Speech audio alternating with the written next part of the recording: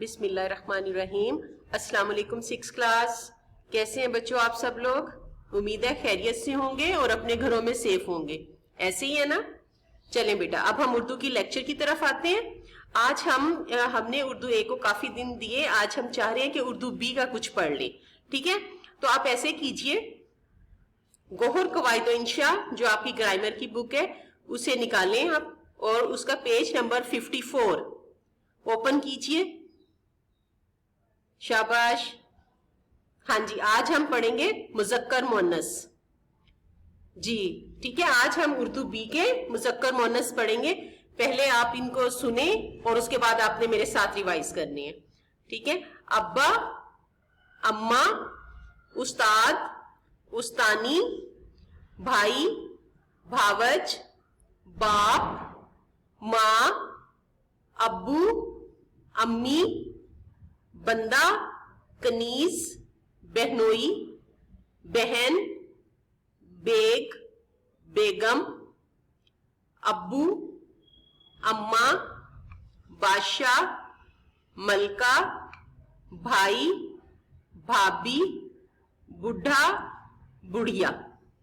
جی یہ آپ نے سنے. اب آپ دوبارہ میرے ساتھ ساتھ ان کو پڑھیں.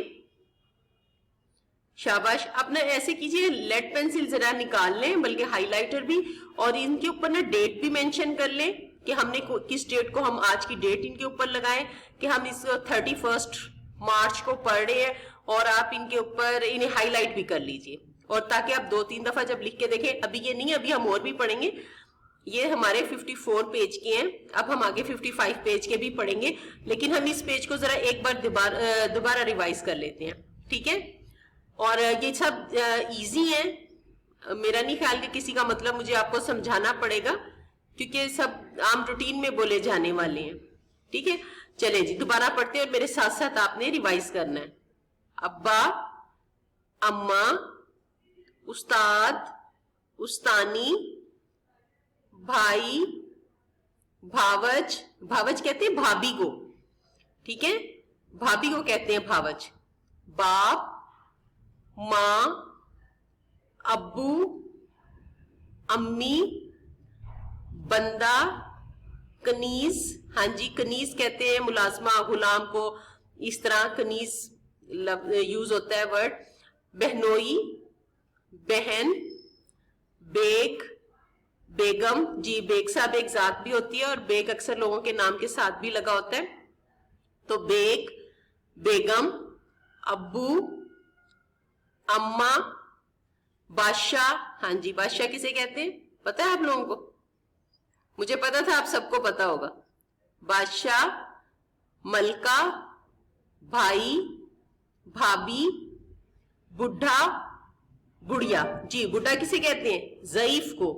اور بڑھیا جو اماں ہوتی ہیں, بڑی اماں ہوتی ہیں, بڑی بھی ہوتی ہیں, انہیں کہتے ہیں. ٹھیک ہے بچوں؟ تو اب ہم اپنے نیکسٹ پیج پہ آتے ہیں. ہمارا نیکسٹ پیج ہے 55. شاباش, اوپن کیجئے, نیکسٹ پیج پر آ جائیں. جی بیٹا اب ہم نے 54 پیج پڑھ لیا, ہم آگے 55 پیج پر. ٹھیک ہے؟ یہ جو فرسٹ اس کے سب سے اوپر دیے ہوئے ہیں نا, سب سے اوپر والا بلاک ہے, ہم نے آج یہی پڑھنا ہے. اب میں پڑھ رہی ہوں, آپ پہلے اس کو غور سے سنیں, اور پھر آپ نے اسے میرے ساتھ ریوائز کرنا ہے. بیل, گائے, خاوند. خاوند کس کو کہتے ہیں؟ شوہر کو. جورو, جورو کہتے ہیں بیوی کو. خان, خانم. خان کس کو کہتے ہیں؟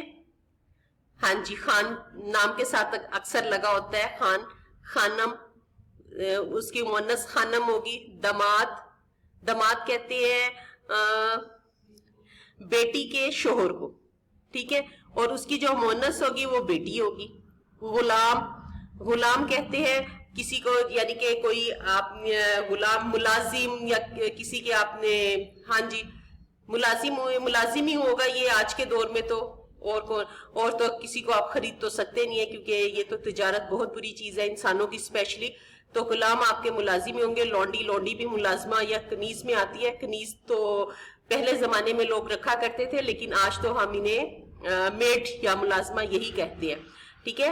میاں, بیوی, نواب, بیگم. ہاں جی بچوں, آگے ہے ہمارا بچڑا, बछड़ा किसको कहते हैं? जो गाय का बेबी होता है, छोटा, ठीक है? बछिया, बछिया, बछड़ा, बछिया। खाविंद, वही खाविंद, फिर शोहर ही की बात आ रही है, शोहर, खाविंद, ठीक है बच्चों?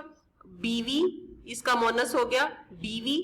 खालू, खालू पता है ना किसको कहते हैं?